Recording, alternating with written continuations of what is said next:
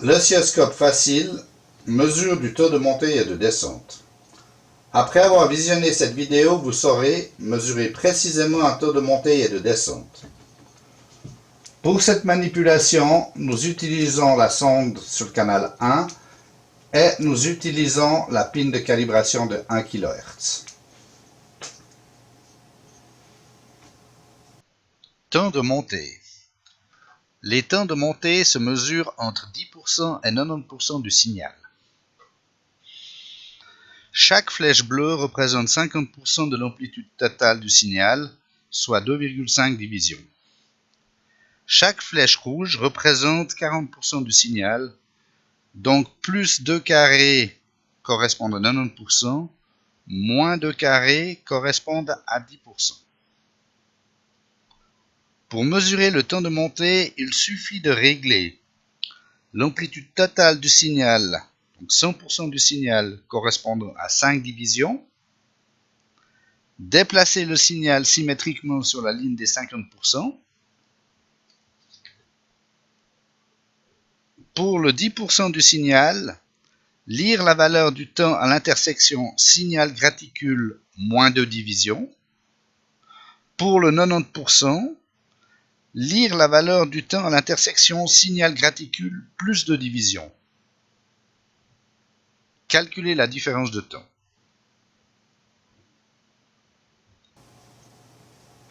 Pour régler le minimum 0% de la trace et le 100% de la trace, il faut ajuster la sensibilité verticale de manière à occuper 5 divisions.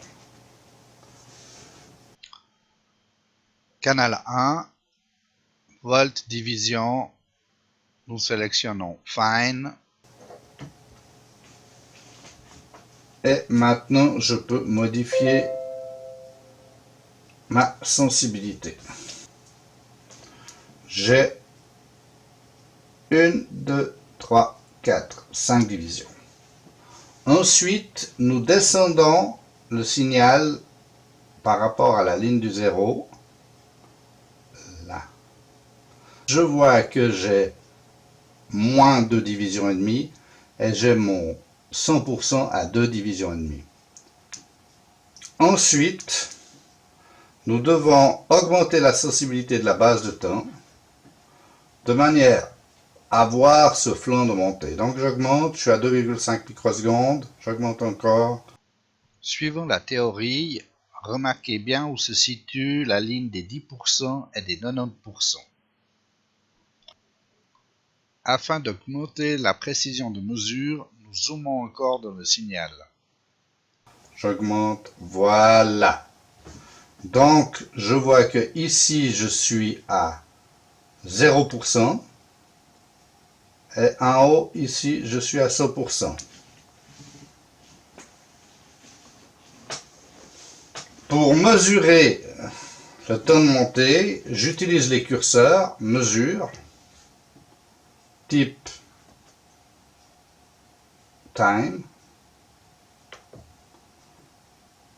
Je prends mon curseur 1 et je viens le placer sur le réticule où je serai à 10%. Ensuite, je prends mon curseur 2 et je viens le placer sur le réticule où je serai à 90%. La différence entre curseur 1 et curseur 2 des deux temps me donne le temps de montée ici 700 nanosecondes. Pour mesurer le temps de descente, nous revenons en arrière. J'ai mon signal. Je vais triguer sur le flanc descendant. Menu. Slope falling.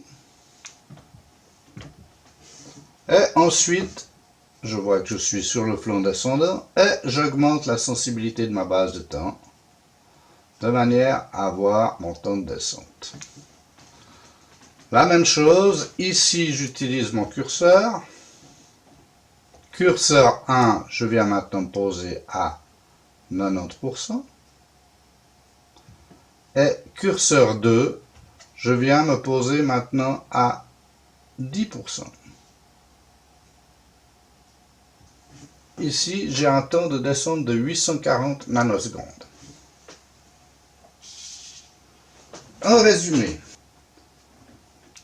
pour mesurer un temps de montée ou un temps de descente, nous devons